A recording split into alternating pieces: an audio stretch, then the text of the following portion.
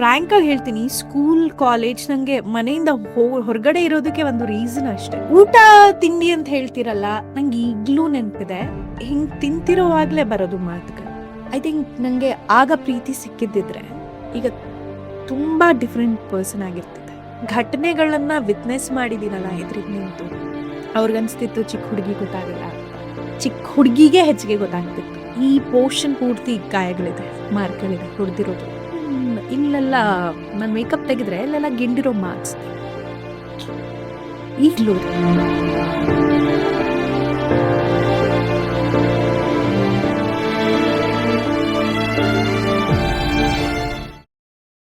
I think ನಂಗೆ ಆಗ ಪ್ರೀತಿ ಸಿಕ್ಕಿದ್ದಿದ್ರೆ ಈಗ ತುಂಬಾ ಡಿಫ್ರೆಂಟ್ ಪರ್ಸನ್ ಆಗಿರ್ತಿದೆ.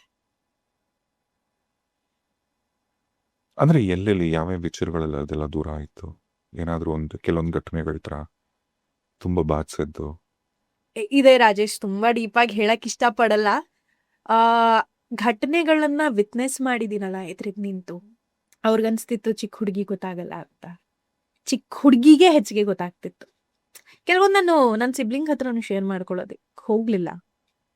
ನನ್ನ ಈಗಲೂ ಕೂಡ ಈ ಪೋರ್ಷನ್ ಪೂರ್ತಿ ಗಾಯಗಳಿದೆ, ಮಾರ್ಕ್ಗಳಿದೆ, ಹೊಡೆದಿರೋದು. ಇಲ್ಲೆಲ್ಲ ನಾನು ಮೇಕಪ್ ತೆಗೆದ್ರೆ ಇಲ್ಲೆಲ್ಲ ಗಿಂಡಿರೋ ಮಾರ್ಕ್ಸ್ ಇದೆ ಈಗಲೂ.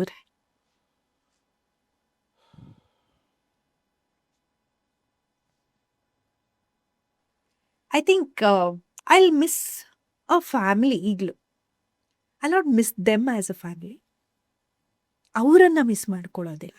ನಿಮ್ಗೂ ಇಂಥದ್ದೊಂದು ಫ್ಯಾಮಿಲಿ ನಂಗೊಂದು ಫ್ಯಾಮಿಲಿ ಇದ್ದಿದ್ರೆ, ನಂಗೊಬ್ಬ ಅಣ್ಣ ಇದ್ದಿದ್ರೆ, ಅಥವಾ ಏನೋ 12 ವರ್ಷದಿಂದ ನನ್ನ ಬಿಲ್ಸ್ ನಾನೇ ಕಟ್ಟಿ ಕಟ್ಟಿ ಎಲ್ಲ ನಾನೇ ನೋಡ್ಕೊಂಡು I am so tired.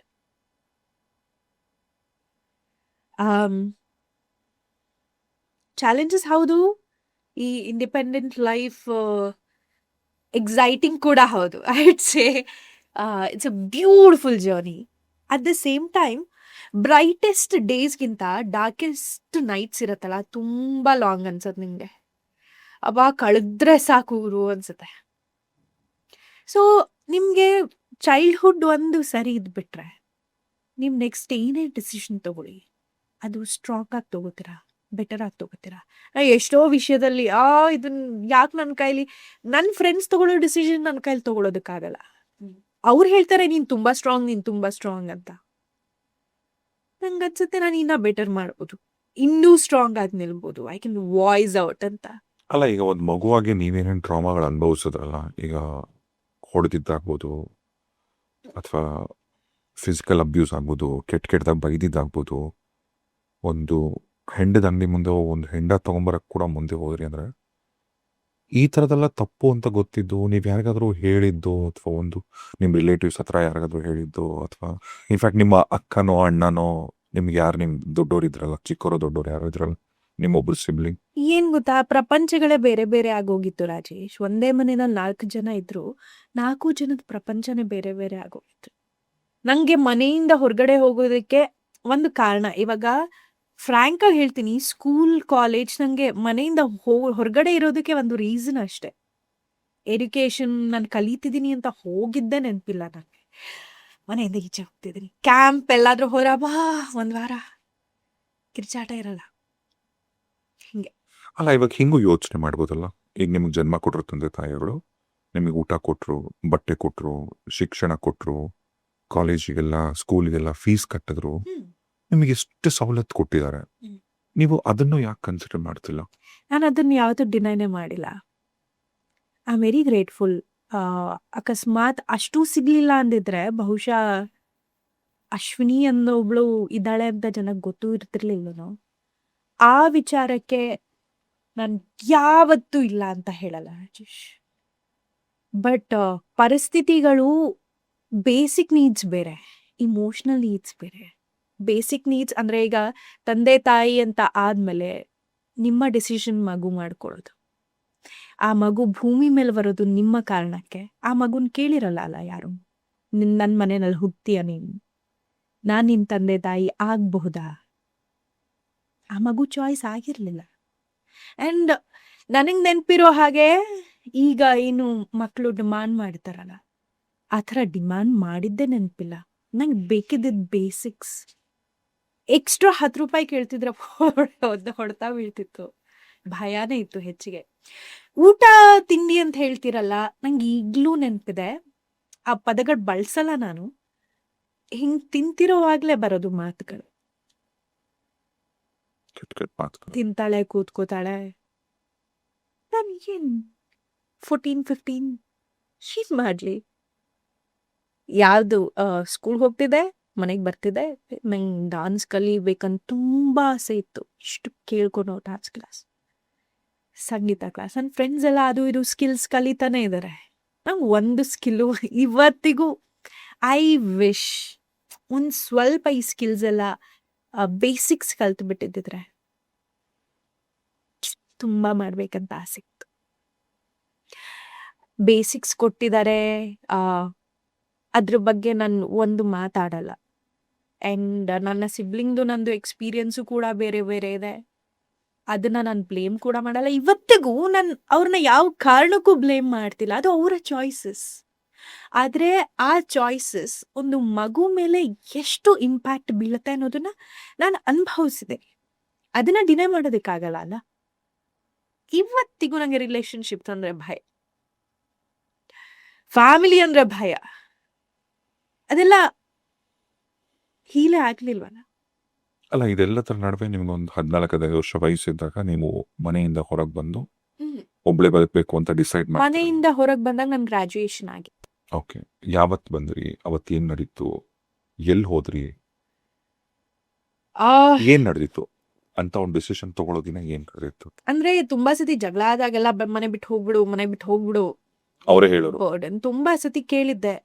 And 2010 ನನ್ ಹುಟ್ಟಿದ್ದು ಅಕ್ಟೋಬರ್ 10 2010 ಒಂದು ಬ್ಯೂಟಿಫುಲ್ ಡೇಟ್ ಟು ರಿಮೆಂಬರ್. ಒಬ್ರು ಬರ್ಡೇ ಆದ ಆಗ ಐ ಥಿಂಕ್ ನಾನು ಕಾಲೇಜಲ್ಲಿ ಇದ್ದೆ. ನನ್ನ ಫ್ರೆಂಡ್ಸಿಗೆ ನಾನು ಟ್ರೀಟ್ ಕೊಡಬೇಕು ಅಂತ ಆಸೆ.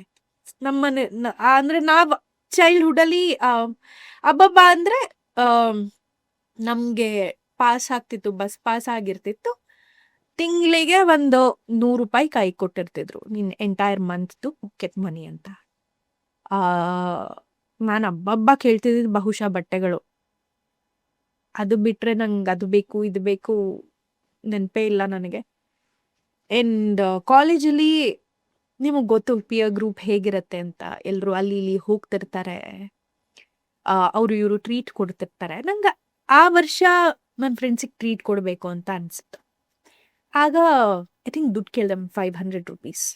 ಅದಕ್ಕೆ ದೊಡ್ಡ ಜಗಳ ಆಯ್ತು. ದೊಡ್ಡ ಜಗಳ ಆಗಿ ಹೊಡೆದು ಬಡ್ದು ಐ ಥಿಂಕ್ ರಕ್ತ ಬಂದು ನಾನು ಡೋರ್ ಹೋಗಿ 1 BHK ಎದ್ದಿದ್ದು, ಡೋರ್ ಲಾಕ್ ಮಾಡ್ಕೊಂಡು ರೂಮಲ್ಲಿ ಕೂತ್ಕೊಂಡ್ಬಿಟ್ಟೆ.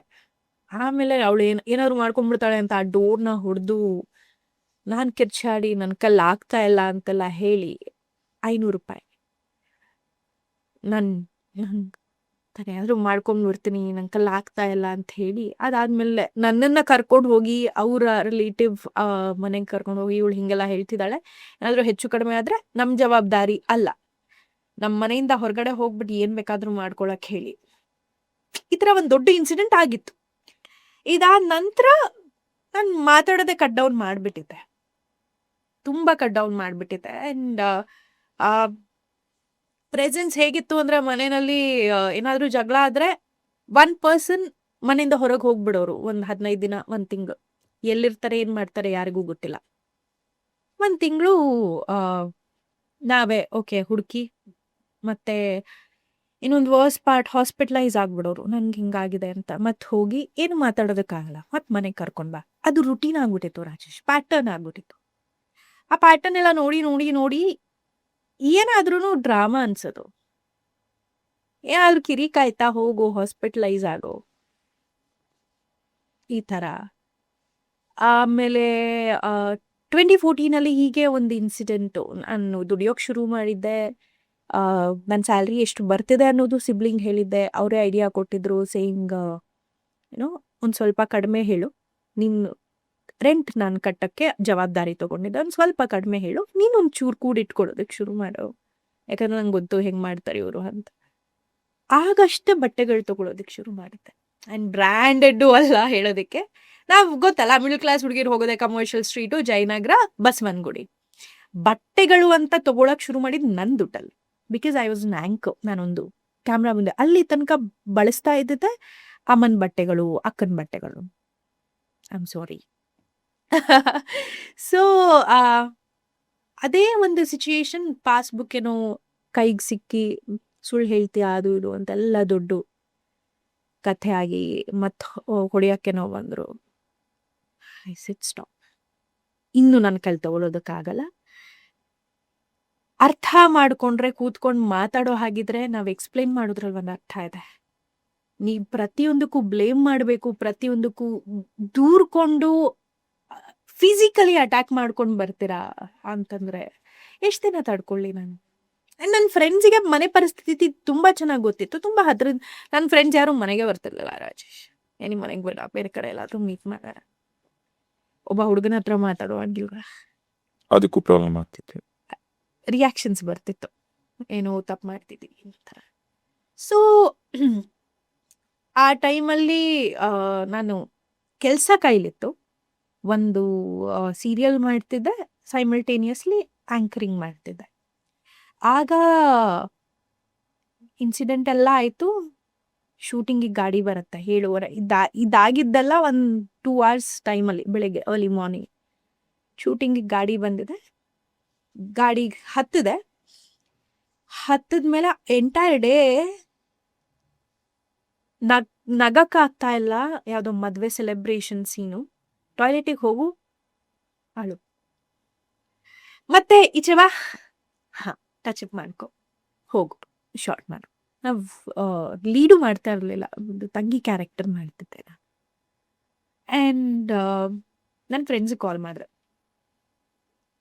ಉಸಿರು ಕಟ್ತಿದೆ, ಆಗ್ತಿಲ್ಲ. ಇಷ್ಟು ದಿನ ಏನೋ ತಳ್ಕೊಂಡು ಬಂದೆ, ಇನ್ನು ಭಯ ಆಗ್ತಿದೆ ನನಗೆ. ಬಿಕಾಸ್ ಇವತ್ತಿಗೂ ನಾನು ಹರ್ಟ್ ಮಾಡ್ಕೊಳ್ಳೋದಕ್ಕಾಗಲ್ಲ ರಾಜೇಶ್. ನನಗೆ ಯಾರೇ ಇಡೀ ಪ್ರಪಂಚ ನನ್ನ ಹರ್ಟ್ ಮಾಡಿದ್ರು ನಂಗಿಷ್ಟು ಸ್ಕ್ರ್ಯಾಚ್ ಮಾಡ್ಕೊಳ್ಳಲ್ಲ ನಾನು. ಸೊ ಫ್ರೆಂಡ್ಸಿಗೆ ಹೇಳಿದೆ, high time. And then shooting ಮುಗಿಸಿ ನನ್ನ ಫ್ರೆಂಡ್ನ ಮೀಟ್ ಮಾಡಿದೆ. ನಾನು ಓದಿದ್ದು ನ್ಯಾಷನಲ್ ಕಾಲೇಜ್ ಜಯನಗರ. ಅಲ್ಲಿ JSS ಸರ್ಕಲ್ ಇದೆ, ಅಲ್ಲಿ ಒಂದು ಚಿಕ್ಕ ಕಾರ್ನರಲ್ಲಿ ಕಾಫಿ ಬ್ರೇಕ್ ಅಂತ ಒಂದು ಕಾಫಿ ಶಾಪ್. ಅದ್ರ ಎದುರುಗಡೆ ಒಂದು ಹಾರ್ಡ್ವೇರ್ ಕಂಪನಿ. ಸ್ಟೆಪ್ಸು ರಾತ್ರಿ ಹೊತ್ತು ಖಾಲಿ ಇರುತ್ತೆ, ಯಾರು ಡಿಸ್ಟರ್ಬ್ ಮಾಡಲ್ಲ. ಕಾಲ್ ಮಾಡಿದೆ ನನ್ನ ಫ್ರೆಂಡಿಗೆ, ಬಂದ್ಲು. ನಮ್ದೊಂದು ಗ್ಯಾಂಗ್ ಇತ್ತು, ಅವ್ರಿಗೆ ಹೇಳಿದೆ, ಒಂದಿಬ್ರು ಹುಡುಗರು, 3-4 ಜನ ಹುಡುಗರು, ಒಂದು 3 ಜನ ಹುಡುಗಿರಿ. ಬಂದ್ಲು, ಕೂತ್ಕೊಂಡ್ವಿ, ಹೇಳಿದೆ. ಆ್ಯಂಡ್ ಇವರಿಗೆಲ್ಲ ಗೊತ್ತಿತ್ತು ಮನೆ ಪರಿಸ್ಥಿತಿ ಹೇಗಿದೆ, ನನ್ನ ಮೆಂಟಲ್ ಕಂಡೀಷನ್ ಹೇಗಿದೆ. ನಾನು ಆಲ್ರೆಡಿ ಅವಾಗ ಒಂಥರ ಇಂಟ್ರೋವರ್ಟ್ ಆಗ್ಬಿಟ್ಟಿದ್ದೆ. ಕಾಲೇಜಲ್ಲಿ ತುಂಬ ಆ್ಯಕ್ಟಿವ್ ಆಗಿದ್ದವಳು, ಐ ಥಿಂಕ್ ವರ್ಷಗಳು ಕಳೀತಾ ತುಂಬ ಇಂಟ್ರೋವರ್ಟ್ ಆಗ್ಬಿಟ್ಟು ಮಾತಾಡ್ತಿರ್ಲಿಲ್ಲ. ಪರ್ಸ್ನಲ್ ಏನು ಮಾತಾಡೋದು, ಯಾರ ಹತ್ರ ಮಾತಾಡಿದ್ರು ಪರ್ಸ್ನಲ್ ಮಾತಾಡ್ತಾರೆ, ಫ್ಯಾಮಿಲಿ ಬಗ್ಗೆ ಮಾತಾಡ್ತಾರೆ. ನಮ್ಮ ಫ್ಯಾಮಿಲಿ ಬಗ್ಗೆ ಮಾತಾಡಿದ್ರೆ ಇಂಥದ್ದೇ ಇದೆ, ಏನು ಸೆಲೆಬ್ರೇಷನ್ ಥರ ಏನೂ ಇಲ್ಲ. ಆ್ಯಂಡ್ ದೆನ್ ಅವಳು ಹೇಳಿದ್ಲು, ಬೇಡ ಸಾಕು, ನನ್ನ ಮನೇಲಿರು 1 ವಾರ. ಒಂದು 10 ದಿನ ಅವ್ರ ಮನೆಯಲ್ಲಿದ್ದೆ. ಸೇಯಿಂಗ್ ಪೇರೆಂಟ್ಸ್ ಹೊರಗಡೆ ಹೋಗಿದ್ದಾರೆ, ಅವಳು ಒಬ್ಬಳೇ ಇರಬೇಕು, ಅದಕ್ಕೆ ಇಲ್ಲಿದ್ದಾಳೆ. ಅಲ್ಲಿಂದ ಶೂಟಿಂಗು ಶೋಗೆಲ್ಲ ಹೋಗ್ತಿದ್ದೆ. ಬಹುಶಃ ರಾಜೇಶ್ ನನ್ನ ಫೋನು ಕೂಡ ನನ್ನ ಹತ್ರ ಇರಲಿಲ್ಲ, ಅವಳು ಕೊಟ್ಬಿಟ್ಟಿದ್ದೆ. Because I didn't wanted to, ಆಗ ಗೊತ್ತಲ್ಲ ಇಮೋಷ್ನಲಿ ಏನೋ ಒಂದು ಮೆಸೇಜ್ ಮಾಡ್ತೀವಿ, ಏನೋ ಒಂದು ಮಾಡ್ತೀವಿ. ಸೊ ಬಹುಶಃ 1 ದಿನ 2 ದಿನ ಕಾಲ್ಸ್ ಬಂದಿದೆ ಅಷ್ಟೆ. ಅದಾದಮೇಲೆ ನಾನು ಎಲ್ಲಿ ಕೆಲಸ ಮಾಡ್ತೀನಿ ಅಂತ ಗೊತ್ತು. ಎಕ್ಸಾಕ್ಟ್ಲಿ 5 ಗಂಟೆಗೆ ನಾನು ಶೋ ಮಾಡಬೇಕು, ಲೈವ್ ಶೋ, ಅಲ್ಲಿ ಹೋಗ್ತಾಳೆ ಅಂತ ಗೊತ್ತು. ನಾನು ಅಂದ್ಕೊಂಡೆ, ನಾನು ಬೇಕು ಅಂದರೆ ಹುಡ್ಕೊಂಡು ಬರ್ತಾರೆ. ಅಟ್ಲೀಸ್ಟ್ ಒಂದು ಹುಡುಗಿ ಮನೆಯಿಂದ ಹೋಗಿದ್ದಾಳೆ ಅಂತಂದರೆ ಅದೆಂಥ ಸಿಚುವೇಶನ್ ಅಲ್ಲ. ಇವನ್ ಬಂದೇ ಪೊಲೀಸ್ ಬರ್ತಾರೆ. ಸ್ಟೇಷನ್ ಕಂಪ್ಲೇಂಟ್ ಕೊಡೋಷ್ಟು ಕೂಡ ಹೋಗ್ತಾರೆ ಪೇರೆಂಟ್ಸ್, ಹೆಂಗೆ ಈ ಥರ ಆಗೋಗಿದೆ, ಪ್ಲೀಸ್ ಹುಡುಕೊಡಿ, ನಾವು ರಿಸಾಲ್ವ್ ಮಾಡ್ಕೋತೀವಿ. ಆಮೇಲೆ 10 ದಿನ ಆದಮೇಲೆ ನನ್ನ ಫ್ರೆಂಡ್ಸು, ಓಕೆ PGಗೆ ಸೇರ್ಕೊಂಬಿಡು, ಬೇಡ. ನನ್ನ ಫ್ರೆಂಡ್ಸ್ಗೂ ಗೊತ್ತಾಯ್ತೆ. ನಾ ಇವತ್ತಿಗೂ ಇದೆ. ನನ್ನ ಫ್ರೆಂಡ್ 10,000 ಕೊಟ್ಟು ಅಡ್ವಾನ್ಸ್ ಕೊಟ್ಟು ಪಿ ಜಿಗೆ ಸೇರಿಸ್ದ. ಹುಡುಗಿರ್ ಫ್ರೆಂಡ್ಸು ಒಬ್ಳ ಮನೆಯಿಂದ ಯೂಸ್ ಮಾಡಿರೋ ಕುಕ್ಕರ್, ಒಬ್ಳ ಮನೆಯಿಂದ ಬ್ಲ್ಯಾಂಕೆಟ್, ಒಬ್ರು ಮನೆಯಿಂದ ಒಂದಷ್ಟು ಐಟಮ್ಸ್ ಪಾತ್ರೆಗಳು ತಗೊಂಡು ಬಂದು ಪಿ ಜಿಗೆ ಸೇರಿಸಿದ್ದಾರೆ. ಇವತ್ತಿಗೂ ಇದೆ ನನ್ನ ಹತ್ರ. That's how my life started. ಇವತ್ತು ಅದೇ ಫ್ರೆಂಡ್ ಯಾರು 10,000 ಕೊಟ್ನೋ ಅವನ ಮನೆಯಲ್ಲಿ ನಾನು ಒಂದು ಬಲ್ಕ್ ಅಮೌಂಟ್ ಕೊಟ್ಟು ಲೀಸ್ಗಿದ್ದೀನಿ. ಅವನ ಮನೆಯಲ್ಲೇ ಇದ್ದೀನಿ. ಅವ್ನು ಕೆನಡಾಲಿದ್ದಾನೆ ಅವನ ವೈಫ್ ಜೊತೆ. ನಾನೀಗ ಅವ್ರ ಮನೆಯಲ್ಲೇ ಇದ್ದೀನಿ. ಇನ್ನ ಅವನ ನೆರಳಲ್ಲೇ ಇದ್ದೀನಿ. ಸೊ ನನಗೆ ಯಾರು ಪ್ರೀತಿ ಕೊಟ್ಟಿದಾರೋ ರಾಜೇಶ್, ಇವತ್ತಿನ ತನಕ ಯಾರನ್ನೂ ಬಿಟ್ಟಿಲ್ಲ. ಎಷ್ಟೇ ಬದಲಾವಣೆಗಳಾಗ್ಲಿ ಜೀವನದಲ್ಲಿ ಅವ್ರನ್ನ ಬಿಟ್ಕೊಟ್ಟೇ ಇಲ್ಲ ನಾನು.